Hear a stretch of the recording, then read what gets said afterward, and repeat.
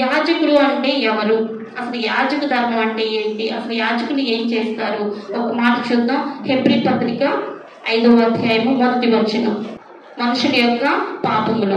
పాత నిబంధన గ్రంథంలో తప్పు చేసినా ఏదైనా పాపం చేసినా వెంటనే ఏం చేయాలంట? పరిహారం చెల్లించాల్సిందే. వెంటనే పరిహారం చెల్లించకపోతే ఆ పాపము ఎప్పటికీ పోదు. ఆ పాపము పోవాలి అంటే పరిహారం ఖచ్చితంగా చెల్లించాల్సిందే. ఎందుకంటే మరి రక్త ప్రోక్షణ ఖచ్చితంగా జరగాల్సిందే. సో అందుకని ఏం చేసేవాడంట? పాపములు చేసినప్పుడు అర్పణలను బలులను అర్పించుటకు చాలా మంది వచ్చేస్తా ఉండేవాడు. యోబు కూడా ఆయనకున్న పిల్లలందరికీ ఒక్కొక్కరి పేరు చెప్పి ఒక్కొక్క బలి అర్పించేవాడు, ఒక్కొక్క అర్పణ చేసేవాడు. ఎందుకు? ఏదైనా తప్పు చేస్తే దేవుని దగ్గర క్షమాపణ కోసం, దేవుని దృష్టిలో తప్పుగా ఎంచుపడకూడదు. అందుకని ఏం చేసేవాడంట? ప్రతి ఒక్కరి కోసము బలి అర్పించేవాడు.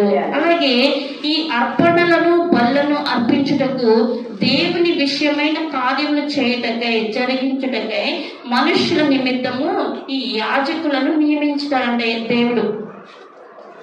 యాజకుడు మాత్రమే అతి పరిశుద్ధ స్థలంలోనికి రావాలి. ఎవరు పడితే వాళ్ళు వెళ్ళకూడదు. ఎవరు పడితే వాళ్ళు అర్పణలు చెల్లించకూడదు. ఎవరు పడితే వాళ్ళు ఏమి కూడా దేవునికి నచ్చని పని చేయకూడదు అర్పించే విషయంలో. అంటే దేవుడు ఎవరిని నియమిస్తే వారిని మాత్రమే చేయనివ్వాలి. అర్పణలను బలులను అర్పించుటకు దేవుని విషయమైన కార్యములు జరిగించటకే మనుషుల నిమిత్తము నియమింపబడతాడంట. ఈ యాజకుడు దేవునికి మనుషులకు మధ్యవర్తిగా ఉంటాడంట. యేసు ప్రభువు ఈ లోకానికి రాకముందు వరకు ఎవరు పడితే వాళ్ళు మాట్లాడలేరు. ఖచ్చితంగా మనుషులకు దేవునికి మధ్య ఒక యాజకుడు ఖచ్చితంగా ఉండాల్సిందే.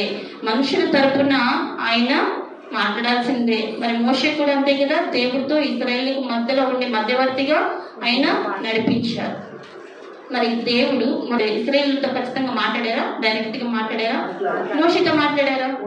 మోషేతోనే మాట్లాడారు. మోషే ద్వారానే వాళ్ళని నడిపించారు. మోషే లేకుండా వాళ్ళని డైరెక్ట్ గా మాట్లాడేసి మీరు పదండి అని చెప్పేశారా? ఎందుకంటే ఆయనతో నడిచే వారితో మాత్రమే ఆయన దర్శనాలు, ఆయన యొక్క మరణము బయటపరచబడుతుంది. ఎవరు పడితే వాళ్ళకి తెలియదు. సో ఈ యాజకుడు ఎలా ఉంటాడంటే దేవునికి మనుషులకు మధ్యవర్తిగా ఉంటాడంట.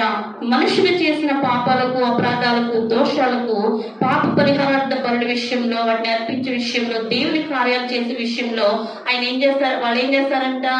అర్పిస్తా ఉంటారు. ఓకేనా? దేవుని కార్యాలు చేసేటప్పుడు చాలా నిష్ఠగా ఉండాలి. ఎలా పడితే అలా వెళ్ళిపోయి ఎలా పడితే అలా చేసేద్దాం అంటే దేవుడికి నచ్చదు. మనం ఏం చేయాలంట? ఖచ్చితంగా పర్ఫెక్ట్ గా ఉండాలి. ఏ చిన్న విషయంలో తప్పినా కానీ అది ఏమవుతుందంటే దేవుని దృష్టిలో మహాభయంకరమైన పాపం. ఇంకా ఆ యాజక ధర్మం నుంచి ఖచ్చితంగా వాళ్ళని తీసేయడమే. ఆ పని చేయడానికి వాళ్ళు ఏమవుతారు? అనర్హులు అయిపోతారు. కనుక ఏం చేయాలంట? ఖచ్చితమైనటువంటి జీవితాన్ని వారు జీవించవలసి ఉంటుంది.